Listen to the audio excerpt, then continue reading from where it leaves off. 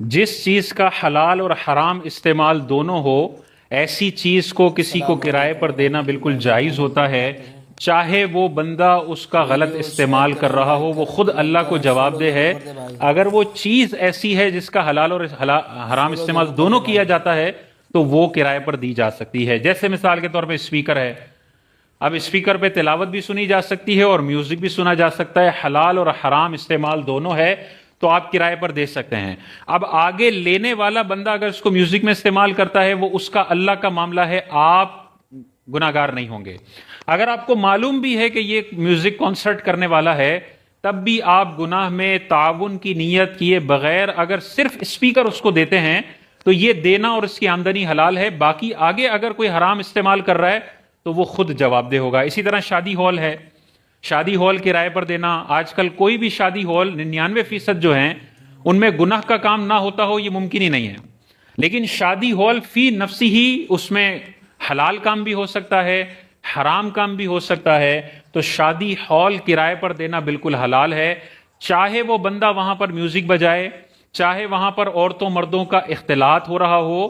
اس سے وہ بندے تو گناہ گار ہوں گے، لیکن شادی ہال دینے والا اگر گناہ میں تعاون کی نیت نہیں کرتا تو وہ نہ گناہ گار ہوگا اور نہ اس کا کرایہ اس کے لیے لینا حرام ہوگا۔ اگر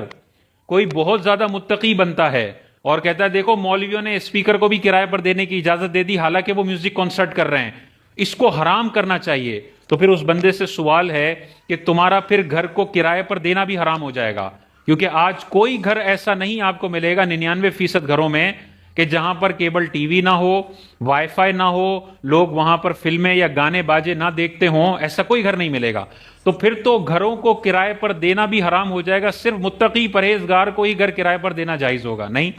علماء واضح طور پر ارشاد فرماتے ہیں اگر آپ کو پتہ بھی ہے کہ یہ بندہ گھر میں گناہ کرے گا، یہ بندہ گھر میں فلمیں دیکھے گا، اس کے باوجود بھی آپ گھر کو کرائے پر دے سکتے ہیں۔ کسی کافر کو گھر کرائے پر دینا بھی جائز ہے، حالانکہ وہ تو اندر بت پرستی بھی کرے گا، کفر و شرک بھی کرے گا، لیکن ایز لانگ ایز جو آپ اس کو دے رہے ہیں اس کا حلال و حرام استعمال دونوں ہے، آپ گناہ میں تعاون کی نیت نہ کریں، تو آپ اسپیکر کو بھی کرائے پر دے سکتے ہیں، شادی ہال کو بھی کرائے پر دے سکتے ہیں، گھر کو بھی کرائے پر دے سکتے ہیں۔ اور کوئی جگہ ہے، بینک مثال کے طور پر آپ کے پاس آتا ہے اور آپ سے کرائے پر جگہ مانگتا ہے، کوئی آفس مانگتا ہے،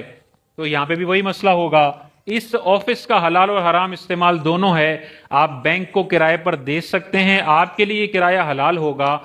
بینک اگر اس کو سودی کاموں میں استعمال کرتا ہے، یہ بینک والے جو ہیں وہ اللہ کو جواب دے ہوں گے۔ لیکن سود چونکہ بہت زیادہ خطرناک معاملہ ہے، اس میں علماء یہ ارشاد فرماتے ہیں کہ بہتر ہے کہ آپ اس کو نہ دیں، اگر کوئی دوسری جگہ موجود ہے تو وہاں پہ لگا دیں۔ لیکن مثال کے طور پر کوئی اور آپ کو 2 لاکھ روپے کرایہ دیتا ہے اور بینک والا آپ کو 8 لاکھ روپے کرایہ دینے کے لیے تیار ہے، تو پھر اپنا اتنا بڑا نقصان کر کے کسی اور کو کرایہ پر دینا یہ مطلب لازم نہیں ہے۔ آپ چاہیں تو بینک کو بھی کرائے پر دے سکتے ہیں، اندر وہ جو گناہ کر رہے ہیں اس کی ذمہ داری کرائے پر دینے والے کی نہیں ہے، وہ خود گناہگار ہیں۔ اگر اس کی ذمہ داری بھی مالک مکان پر ڈالی جائے تو کوئی بھی گھر کرائے پر دینے کے قابل نہیں ہوگا، کیونکہ ہر گھر میں کوئی نہ کوئی گناہ حرام والا کام ہو ہی جاتا ہے۔ اور اگر وہ ایسی چیز ہے جس کا صرف حرام استعمال ہے، اس کا کوئی حلال استعمال نہیں ہے، جیسے آلات موسیقی ہیں،